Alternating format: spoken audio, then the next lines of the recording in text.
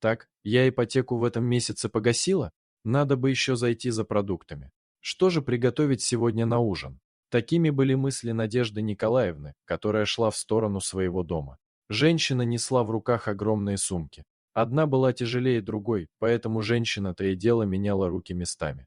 Возраст Надежды Николаевны 50 лет. Еще не старость, но уже не молодость. «Коля, не трогай эту дрянь!» — раздался истошный вопль.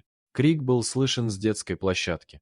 Надежда Николаевна обернулась на звук, так как игнорировать такие вопли было трудно. Она поняла, что дрянью назвали маленького котенка. Это был бездомный крошечный котик, который оказался в песочнице. Конечно, такой персонаж не мог оставить равнодушным соседского ребенка, но его мать испытала совсем другие эмоции. Это было видно по ее сомкнутым губам, щедро накрашенным терракотовой помадой. Выражение лица женщины изображало высшую степень брезгливости.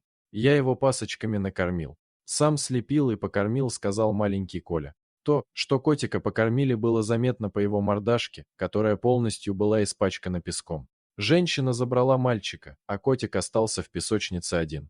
Надежда Николаевна хотела уже было идти по делам, но вдруг малыш жалобно замяукал. Его голос был настолько жалостливым, что сердце доброй женщины жалось.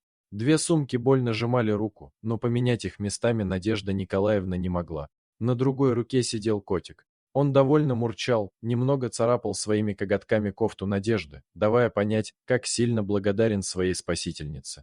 На одежду Надежды Николаевны сыпался песок с пасочек, которыми накормили котика. На тот момент он даже не подозревал, что впереди его ждет настоящая вкусная еда и забота от любящей хозяйки.